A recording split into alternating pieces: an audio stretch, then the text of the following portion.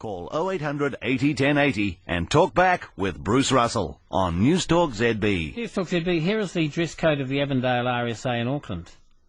The dress code is clearly visible as you walk into the club.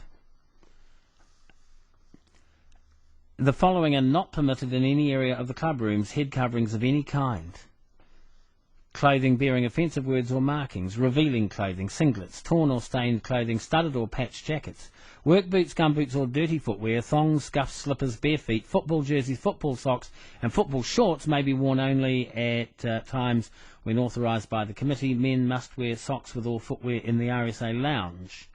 So, head coverings of any kind.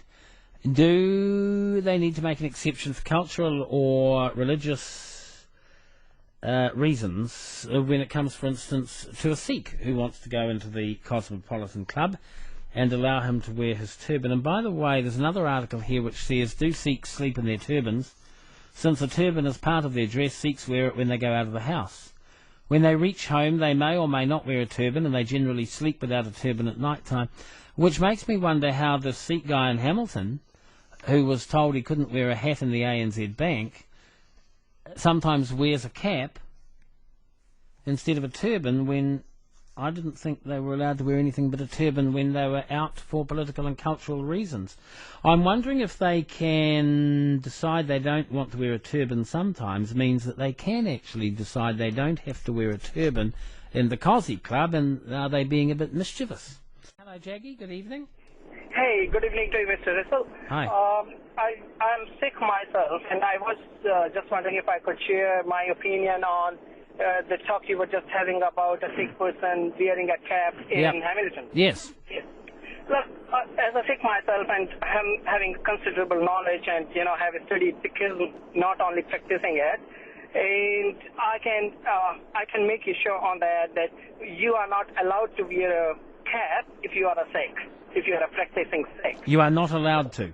Not at all. Not at all. Well, I thought not, because this guy sometimes wears a cap while attending to day-to-day errands, and I would have thought he would have had to have a turban. Exactly. And you know what? If you are ready to let your turban off for your convenience, then you should be able to accommodate the request from the bank, which is fair enough, because you are on the camera and they will not be able to see your face. But turban doesn't hide your face, but a cap does, because of that shade there. That's right. And for security reason, if you are letting your turban go off, which is against your religious belief, and if you are able to accommodate that, then you should be able to accommodate your taking your hat off. Do you know this case that I'm talking about at the ANZ Bank? Do you know the silly thing about it? Yeah. If Mr. Sagu had worn his turban, he would have been allowed to wear it, because bank policy allows turbans but not caps. You are 100% right. I was in National Bank today, and I was never stopped for wearing my turban. Yeah. By the way, I wear my turban. I work in one of the biggest corporates in New Zealand, and I had never had any trouble with my turban. Okay. If you are able to explain that your turban is almost a part of your body. I don't take off my turban, by the way, even while sleeping. Would you go into the Cosmopolitan Club and expect to wear the turban, or would you just not go in there because of their policy? Look, there are two things. So I think I've been hearing to this whole conversation for quite a long time.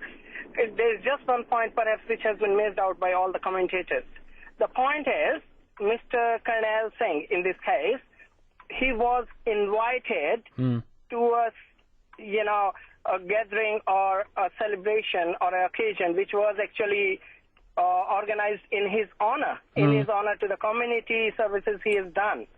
So the organizers themselves were aware that Mr. Singh wears turban, and it was in his honor. That whole celebration was in honor, and he was asked to take the turban off. So maybe they could have turned a blind eye on that occasion. Thank you. But the weird thing for me is that Mr. Sagu in Hamilton, who was angry about not being allowed to wear a cap, and he sometimes wears a cap instead of his turban, if he'd been wearing the turban, he would have been okay, because they allow turbans. They don't allow caps inside the bank, and yet he was wearing a cap, and he's a Sikh. So, and there's Jaggy there saying Sikh always wears a turban, never a cap. What goes on here? 12 to 9, Newstalk ZB, back soon. Bang. Yeah, g'day. Welcome in. Friday night, 0800 80 1080. We're across New Zealand, 18th of June. Bruce, till midnight. We've been talking about dress code and what's acceptable and what's not, and what should people wear in New Zealand and what shouldn't they, and should they give up their turbans and their burqas when they come to New Zealand and their Sikh daggers, or do we give them the cultural and religious courtesy of saying, yes, of course you can wear these, you're welcome in New Zealand, we love to have you, and if you want to keep your culture and religion, then we will make exceptions for that.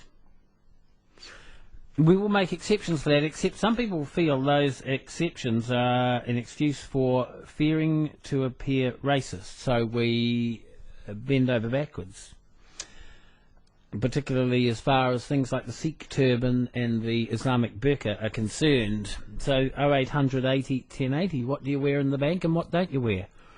Do you bow to the rules of the Cosmopolitan Club when it says no headwear? Or do you demand to wear your turban in there? And what about the Sikh who sometimes doesn't wear a turban in public but wears a cap? And yet the bank says no caps. And he doesn't really want to remove his cap, but why isn't he wearing his turban if he's a true Sikh? It's a good question at the ANZ in Frankton and Hamilton. And I know a large amount of Sikhs, personally. Yep.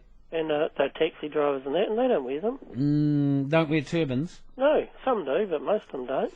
Well, they can't be true Sikhs, because I had a Sikh... Well, the younger ones don't. I had a Sikh named Jaggy ring in earlier and say, well, that might be a bit like our society. The younger ones often shrug off the traditions of the old So then they don't timers. really have to wear them, do they? They're only saying that. Well, maybe, but they can't be true Sikhs. They can't truly be accepted into the religion, can they? Well, they all go to church. I know these guys personally. They go to the temples. Yeah. Jaggy phoned in earlier and he says, thank you for talking about this important issue with balance and moderation. Well, it's very nice of you, Jaggy, to say that. I think Mr. Magoo in Hamilton is not a practising Sikh himself.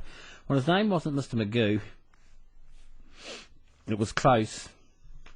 And I can't remember exactly what it is. Here it is, Mr. Sagu.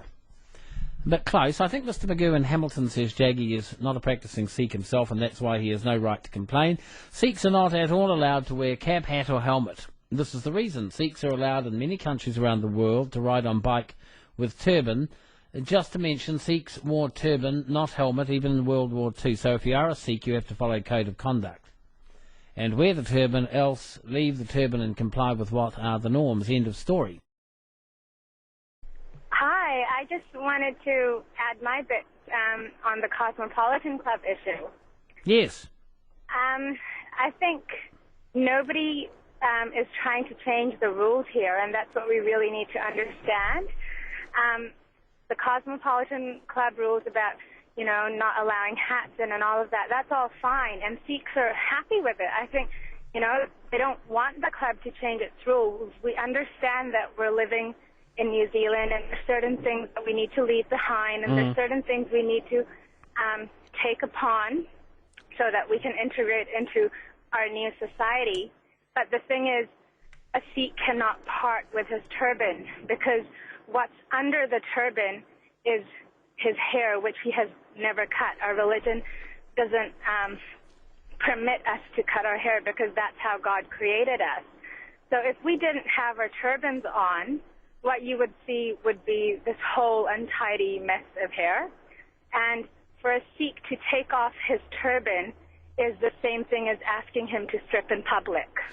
So he would feel very, very denuded and insulted and stripped of his dignity, wouldn't he?